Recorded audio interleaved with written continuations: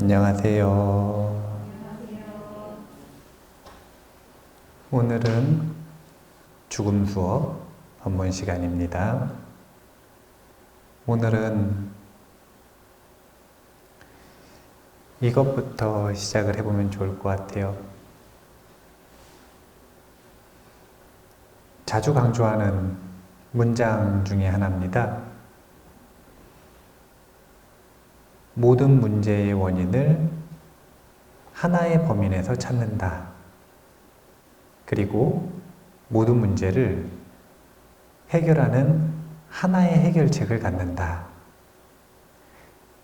이것이 삶을 단순화시키는 수행자의 태도입니다. 수행자는 그것이 어떤 문제든 상관없이 합리적이든 불합리하든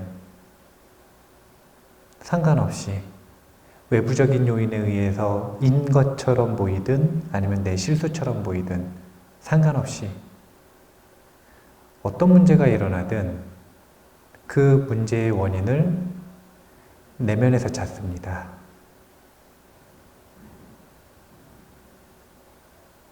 내가 100% 전부 잘못해서 그런 문제가 생겼다라는 게 아닙니다. 수없이 많은 조건 중에 가장 큰 비중을 차지하는 원인은 나에게 있다. 전 잘못한 게 없는데요. 그것은 잘못한 게 없지만 실력이 부족하기 때문에 문제를 겪는 거예요. 저는 나쁜 일 한 적이 없는데요. 나쁜 일을 한 적은 없지만 공덕이 부족해서 그런 일을 겪는 거예요. 바깥에서 문제를 찾으면 훨씬 합리적이고 이성적으로 보이는 문제들을 찾을 수 있어요, 원인을.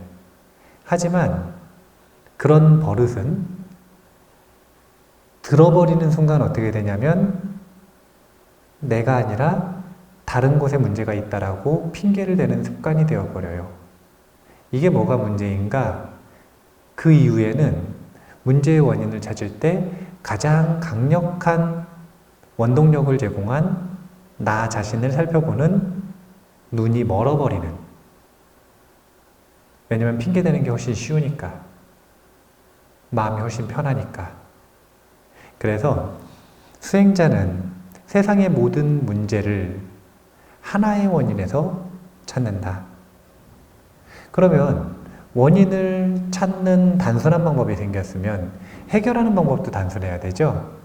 해결하는 방법은 단 하나의 해결책을 가지고 있어야 돼요. 해결했다는 건 정말 단순한 문제입니다. 뭐가 해결한 거냐면요. 불편했던 마음이 편해지면 해결한 거예요. 이게 모든 해결의 시작입니다. 외부적인 상황은 그대로 꼬여 있는데요. 외부적인 상황이 꼬여 있다고 내 마음이 같이 꼬여 있을 이유는 없어요. 같이 꼬여 있는 상태에서는 아무것도 해결하지 못해요. 외부적인 상황이 아무리 안 좋아도 내 마음이 편안해지면 그러면 문제 해결은 시작되는 겁니다. 그래서 단 하나의 해결책이라고 하는 건 과연 내가 나를 어떻게 안심시킬 수 있는가? 내가 내 흔들린 마음을 안심시키는 숙련된 해결책이 과연 나에게 있는가? 마음의 기술이 나에게 있는가? 이것을 물어서 만약 이것이 없다면 그 사람은 자신을 수행자라고 말할 자격이 없습니다. 10년을 했든 20년을 했든 상관이 없어요. 단 하나도 나에게 안심을 제공해주는 마음의 기술을 못 익혔다면 그러면 수행자의 자격이 없는 거예요. 어떤 해결책이 제일 좋으냐? 그런 건 없어요. 내가 그냥 그 수행 방법과 인연이 되어서 숙달이 되어서 편안해졌든 아니면 나에게 잘 맞는 수행 방법을 처음부터 선택을 했든 상관없이 분명한 건 수행자는 나를 내가 안심시킬 수 있는 자기만의 마음의 기술이 있어야 한다. 그런 기술이 생기면 해결은 정말 쉬워지는 거예요. 어떤 문제가 있든 상관없어요. 원인은 내 안에서 찾는다. 해결은 단 하나의 수행, 그것을 하면 되는 거예요. 오늘 이 이야기부터 시작을 하는 이유는, 그렇다면 죽음 수업이라고 하는 건 결국은 죽음 명상인데, 죽음 명상을 하는 이들에게 있어서 단 하나의 해결책으로 적합한 것이 무엇이 있는가, 이 이야기를 해보고 싶어서 오늘 이 이야기를 합니다. 죽음 명상이라고 하는 것 자체도 굉장히 좋은 해결책이에요. 우리가 사소한 문제들을 가지고 아둥바둥 하는 건 사소한 문제가 커 보여서 그래요. 그 순간에는. 조금만 지나면 별일 아니라는 걸 알기도 하고요. 그리고 별일 아닌 게 아니라 진짜 큰일이라 하더라도 만약에 내가 지금 죽는다면 그 일은 사실 아무것도 아닌 거죠. 죽음을 생각하고 죽음을 기억하고 죽음을 준비한다라고 하는 것, 이것은 모든 문제를 문제 아님으로 되돌리는 힘이 있습니다. 하지만 단 하나의 해결책으로 쓸 때 효용성이 강할 수도 있고 약할 수도 있어요. 왜냐하면 이것은 직접적인 마음의 기술이라기보다는 감성을 건드는 기술이기 때문에 그래요. 직접적인 마음을 활용하는 기술이 있어야 돼요. 이게 가장 보편적으로 안심을 불러일으키는 방법론입니다. 그래서 먼저 결론부터 이야기를 시작을 하자면, 죽음 명상을 하는 이에게 단 하나의 해결책으로 이 모범답안처럼 제시할 수 있는 수행은 당연히 나무아미타불 연불수행입니다. 나무아미타불 연불수행을 어디에서 하는가? 자신의 전면에 마음 챙김을 두고 나무아미타불 연불수행을 한다. 비유하자면 전면에 마음 챙김을 두는 건 내 공간을 확보하는 겁니다. 나만의 공간을 만드는 거예요. 그리고 그 속에서 무엇을 할 것인가, 무엇에 마음을 둘 것인가, 무엇으로 깨어날 것인가, 그 수행 방법으로 가장 좋은 수행이 나무아미타불 연불수행이다. 만약에 죽음 명상을 하는 자리가 아니라 윗바사나 수행을 하는 곳에서는 이 얘기를 안 하겠죠. 그곳에서는 가장 고전적인 방법, 가장 클래식한 방법, 수식관을 얘기할 겁니다. 근데 수식관도 똑같아요. 먼저 전면에 마음 챙김으로 나만의 공간을 만든다. 그리고 그 속에서 수식관을 한다. 절수행을 하는 곳에 가면 다른 얘기를 하겠죠. 절수행을 얘기할 겁니다. 근데 똑같아요. 전면에 마음 챙김을 한다. 그 속에서 신체에 대한 알아차림을 한다. 원리가 똑같아요. 두 가지인 거죠. 전면에 마음 챙김을 하는 것은 기본인 거예요. 그리고 전면에 마음 챙김을 하는 이것을 바탕으로 그 확보된 공간에서 나만의 대상을 가지고 나의 마음의 일을 한다. 이런 원리라고 보시면 되는데, 왜 전면에 마음 챙김을 해야 되는지에 대한 이야기부터 한번 해볼게요. 우리는 일반적으로 상식선에서 살아갈 때 몇 가지 차원의 세계를 살아가는 것 같으세요? 몇 가지 차원, 이건 무슨 얘기냐면 다르다라고 느끼는 경험들 있잖아요. 이것과 이건 다른 경험인데 우리는 이 세계에서도 살아가고 저 세계에서도 살아가고, 우리는 보편적으로 누구나 낮의 생활, 이게 뭐냐면 일상의 세계, 그리고 밤의 생활, 이게 무슨 세계냐면 꿈의 세계. 꿈의 세계와 일상의 세계를 겹쳐져 놓은 상태에서 살아가는 게 바로 인간이에요. 이 두 가지가 안 겹쳐 있는 것 같으세요? 겹쳐져 있어요. 그걸 제어하는 게 두뇌의 역할이에요. 낮에는 꿈으로 들어가지 않게, 꿈속에서는 나처럼 활동하지 않게. 그래서 꿈을 꾸기 시작을 하면은요, 두뇌는 특정한 장치를 합니다. 몸을 못 움직이게 합니다. 일상하고 다르게 하기 위해서. 이런 하나하나의 장치들이 꿈과 일상이 뒤섞이지 않도록 만드는 장치들이에요. 자, 그런 장치가 있기 때문에 철저하게 우리는 꿈과 일상은 같은 거라고 생각하나요? 다른 거라고 생각하나요? 뭐라고 다른 거라고 생각하냐면, 자, 꿈이 현실이에요? 일상이 현실이에요? 꿈이 환상이에요? 일상이 환상이에요? 하나는 환상, 하나는 현실이라고 생각을 하죠. 네. 이 경계가 무너지는 경우가 두 가지인 거예요. 자력으로 무너뜨리는 경우가 있고 타력에 의해서 무너지는 경우가 있고, 타력에 의해서 무너진다는 게 뭐냐면 질병에 의해서 무너지는 경우들이 있습니다. 이런 경우에는 일상을 살아가는데 마치 꿈꾸듯이 살아가요. 감각이 그렇대요. 그런 특별한 질병이 있는 분들은 분명히 자기는 일상을 살아가고 있는데 꿈꾸는 것 같은 감각인 거예요. 현실감이 떨어지는 거죠. 자력으로 무너뜨린다라고 하는 건 깊은 집중의 힘을 가지고 자신이 의도했든 의도하지 않았든 수행 도중에 경계가 무너지는 것들을 얘기해요. 그래서 두뇌 시스템이 정확하게 이 둘을 칸막이 쳐서 분리하고 있고, 그리고 상식선에서 낮은 현실이다, 밤은 환상이다 라고 하는 개념을 가지고 바라보는 사람들은 느끼지 못하는 위화감을, 질병이 있거나 수행하는 이들은 엄청나게 느낍니다. 장자의 호전몽이 대표적이죠. 그게 수많은 사람들에게 화두를 던져주는가? 사실은 알고 있거든요.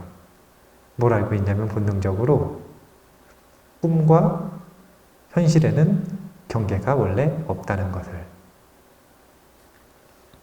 자, 이 이야기를 왜 하냐면요, 사람들은 분명히 꿈꾸는 밤의 시간과 일상을 살아가는 낮의 시간이 다르다고 느껴요. 하지만 죽음 수업에서는 벌써 2년째 반복해서 강조해서 이야기하는 것이 꿈의 시간과 낮의 시간은 같다. 같다라고 하는 게 똑같다가 아니에요. 같은 면이 있다. 여기에 하나를 더 붙이죠. 죽음 이후에 겪는 바르도의 경험들이 있어요. 죽음 이후에 겪는 경험들이 있거든요. 다음 생을 받기 전까지 그 중간 과정에서. 이게 우리나라 옛날 말로는 저승세계 경험. 네.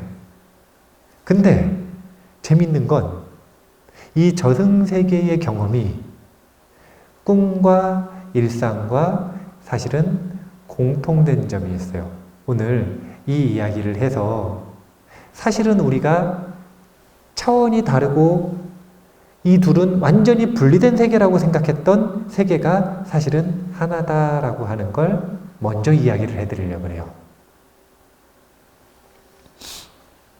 꿈과 일상과 그리고 바르도, 저승세계, 이 세계의 경험의 접점은 제가 예전에는 경험이라는 측면에서 평등하다 이렇게 표현을 했는데 오늘은 그 내용을 좀 업데이트해 볼게요.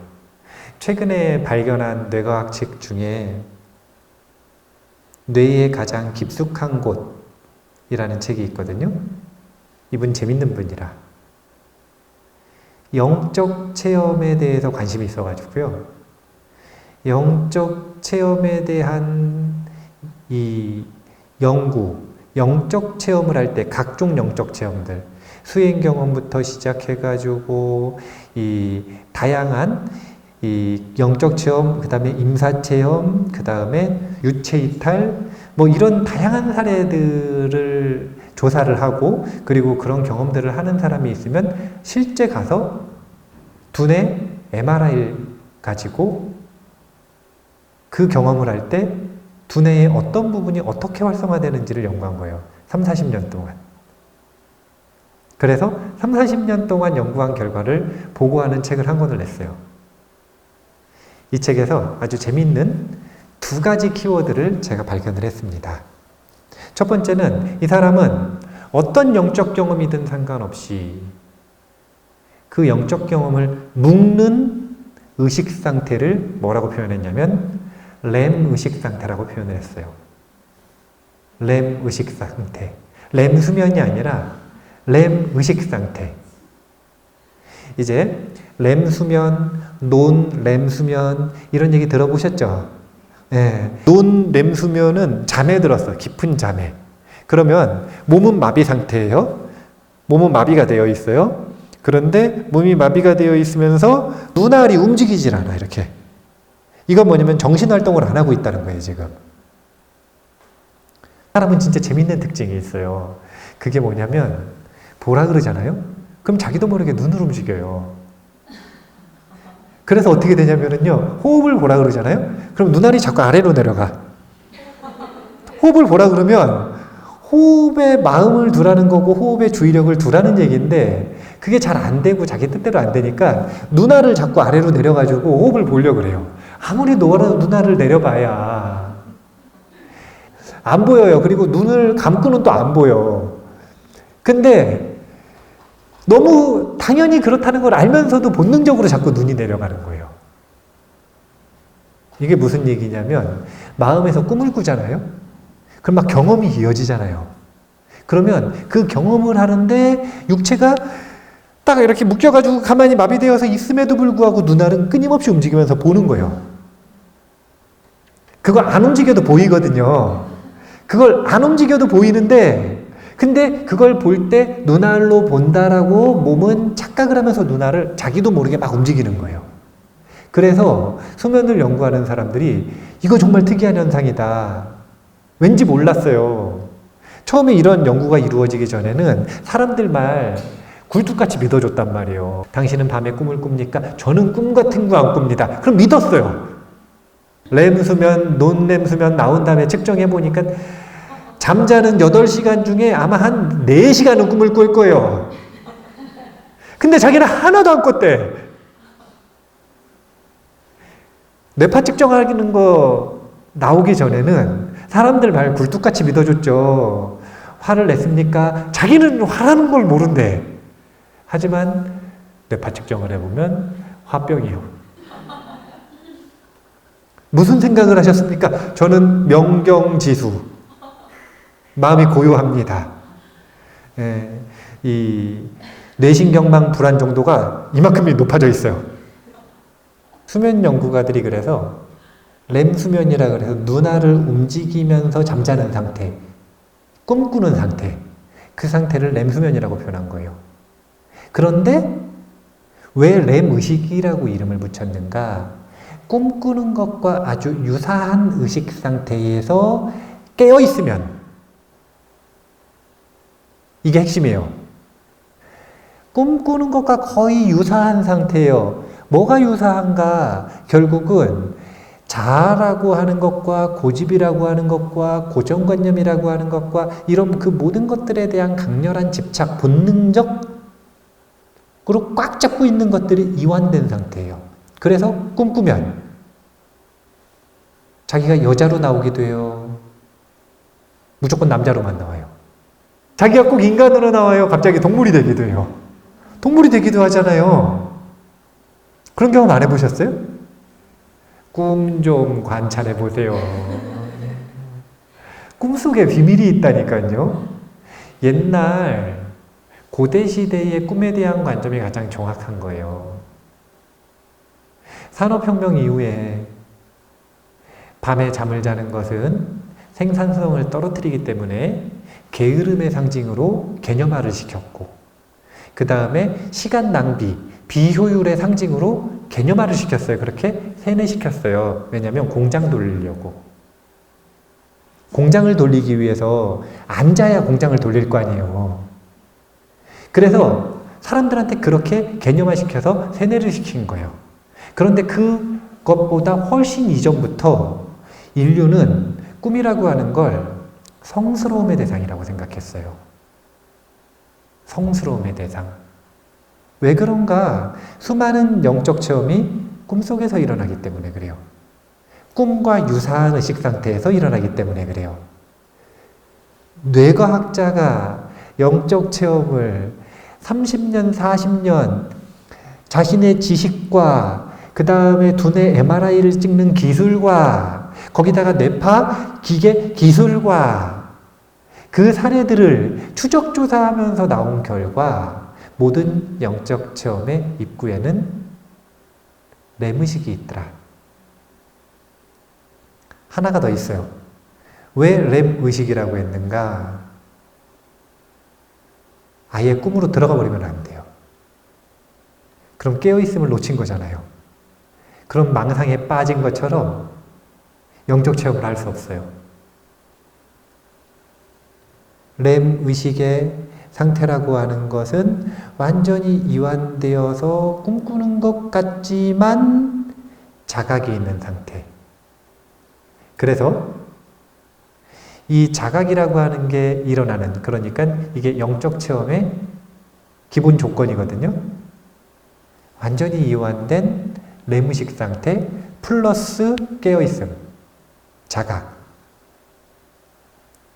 활성화되는 부위도 밝혔어요. 이름이 너무 어려워가지고 적었어요. 뭐라고 얘기하냐면 뇌의 가장 깊숙한 곳에 한 문장인데요. 자각몽은 학습 가능하므로 뒤, 바깥쪽, 앞, 이마 옆 피질. 영적 체험을 하는 사람들 실시간으로 두뇌 MRI를 해봤을 때 공통적으로 이 부분, 뒤, 바깥쪽, 앞, 이마 옆 피질의 활동이 활발해진다고 합니다. 이게 무엇인가? 다른 부분들은 꿈을 꾸고 있는 상태이고 아니면 완전히 이완된 상태이기 때문에 일상처럼 활발하지가 않아요.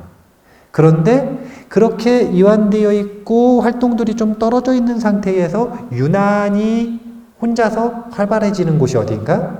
뒤, 바깥쪽, 앞니마 옆 피질이에요. 이 부분이 무엇을 담당한다라고 생각을 한 거냐면 자각을 담당한다고 생각을 하고 있는 겁니다. 뇌과학자들이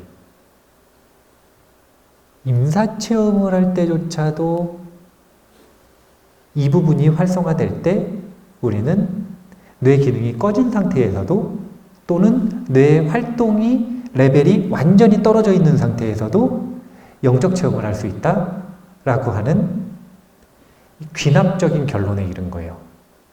추론을 가지고 한 게 아니라 철저한 관찰을 통해서 우리는 우리가 가지고 있는 두뇌의 기본적인 기능, 우리 모든 컴퓨터는 그 기능을 100% 활용하지 못하도록 위아래 양옆을 막아 놓습니다. 성능을 제한시켜 놓는 거죠. 마치 감옥에 갇힌 거나 마찬가지인 거예요. 우리 두뇌도 사실은 성능 제한이 걸려 있는 거예요. 왜냐하면 생각해 보세요. 장자쯤 되니까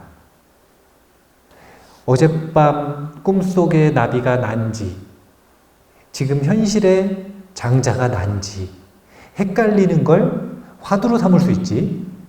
일반 사람들이 이걸 화두로 고민거리로 주는 게 아니라 감각이 진짜 그렇게 느껴진다고 생각해 보세요. 왜 성능을 제한해 놓은 거냐면은 이걸 푸는 순간 어떻게 되는 거냐면 이거 임의로 푸는 게 어떤 것들이 있죠? 마약이요. 마약의 부작용이라고 하는 건 두뇌의 시스템을 마비시키고 망가뜨리는 것뿐만이 아니라 그것들을 통해 경험했던 그 경험들 있죠. 그게 현실감을 무너뜨립니다. 사실은 그게 더 진실에 가까운데 근데 그걸 준비되지 않은 상태에서 소화되지 않는 상태에서 경험했고 두 번째는 따른 부작용이 있는 수단을 가지고 경험했고, 그래서 이 부작용이 뇌의 정상적인 판단과 조절 기능을 더 망가뜨려 버리니까 정신병으로 발전하는 거거든요. 우리가 그런 제한을 가지고 있는 두뇌가 있어서 낮의 경험과 방임의 경험이 둘로 느껴진다는 거예요. 삶의 경험과 죽음의 경험이 둘로 느껴진다는 거예요. 그런데 그런 제한을 수행을 통해서 자기 자력으로 임의로 풀어낸 사람들은 공통으로 하는 말이 있다는 거예요. 그게 무엇인가? 낮의 경험과 꿈을 꾸는 경험과 죽음의 경험은 하나다. 그래서 기억을 되짚어 보세요.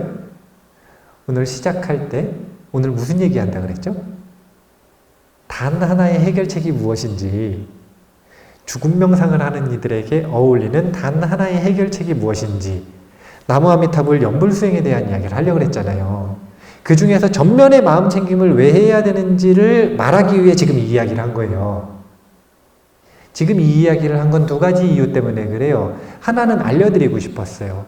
뭐냐면 낮의 경험과 밤의 경험과 죽음 이후의 경험이 한 가지 맥락으로 흐른다라고 하는 것을 이제는 뇌과학자들도 말한다라고 하는 것. 이걸 알려드리고 싶었고, 그 다음에 상식선으로 알고 계시면 좋은 게 그 입구에 해당이 되는 게 레무식 상태, 그리고 뒤 바깥쪽 앞니마옆 피지를 개발하면 자각의 힘이 커진다는 것. 이런 것들을 상식선에서 알고 계시면 좋겠다. 이래서 알려드린 게 첫 번째. 그 다음 두 번째가 이걸 알려드리고 싶었어요.